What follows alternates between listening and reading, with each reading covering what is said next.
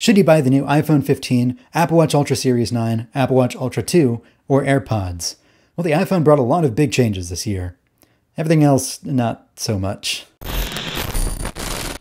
Now that pre-orders are upon us, you might be wondering if it's time to upgrade. That depends on what model you have, so I'm going to run through my recommendations. Let's start with the iPhone 15 and 15 Plus. If you have the iPhone 11 or earlier, your time has come to upgrade, and you are going to love entering the world of MagSafe accessories, car chargers, stands, and wallets. If you have an iPhone 12, iPhone 13, or 3rd generation iPhone SE, upgrade if you can. You'll get significantly improved cameras, battery life, and speed.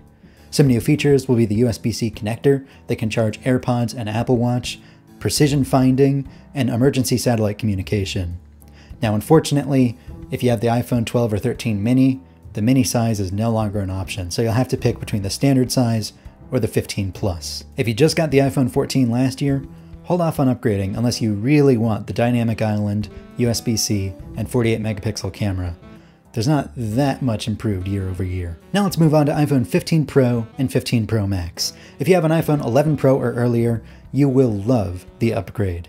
I also recommend this for people who have the regular iPhone 12 and iPhone 13 who are considering jumping up to the Pro tier. If you have the 12 Pro or 13 Pro, get it if you can. From any of these devices, you're going from the notch to the dynamic island, which helps you keep an eye on activities happening in the background, like food deliveries you're waiting on, timers running, music or podcasts that are playing, or maps directions that you have active. ProMotion will give you smoother display animations all the way up to 120 Hz, and the always-on display will make it easier to keep an eye on your phone when you're not using it, whether it's sitting on a desk or when it's in standby mode. If you play a lot of games on your phone, the new GPU with hardware ray tracing will give you significantly improved graphics. Now, they have pretty much the same design as the previous years, but the new titanium frame will make it significantly lighter than all previous Pro models.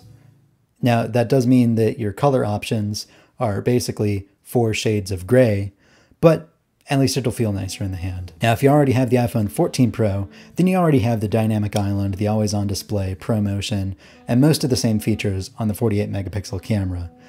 I only recommend upgrading if you really want the 5x telephoto zoom on the 15 Pro Max. Otherwise, you can rest easy skipping this year. Now let's move on to the Apple Watch Series 9. If you have a Series 4 or earlier, I think upgrading this year is an absolute must. It still runs the latest version of watchOS this time, but I think it'll probably be dropped next year. You'll get a lot of features when you upgrade. A bigger and brighter display that's always on, a hands-free tap gesture, an on-screen keyboard, faster and more accurate Siri and voice dictation, a blood oxygen sensor, crash detection, an altimeter, and a temperature sensor. Now, if you have an Apple Watch Series 5, 6, 7, and 8, or an SE, you'll get a mix of new features based on which model you already have, but you just need to ask yourself one question. Does your battery life comfortably last all day? If you find yourself topping it up in the afternoon in order to make it to bedtime, you can feel comfortable upgrading.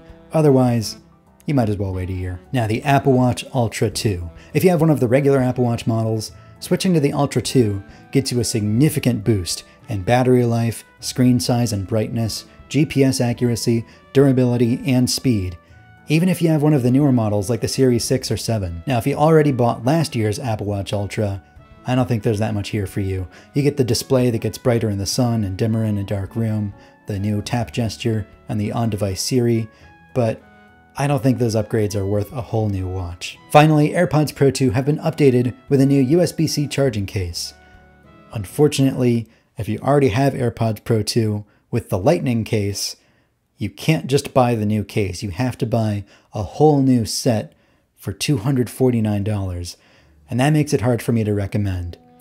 Also, unfortunately, AirPods 3, the regular models, did not get the same USB-C treatment. They'll probably be updated next year, but for the time being, if you want USB-C AirPods, you have to buy the AirPods Pro 2. Regardless, if you have an older set like the original AirPods Pro, or the original AirPods, now is as good a time as ever to upgrade. So pre-orders for the Apple Watch and AirPods are open right now. Pre-orders for the iPhone 15 start this Friday. Be sure to like and subscribe for more coverage.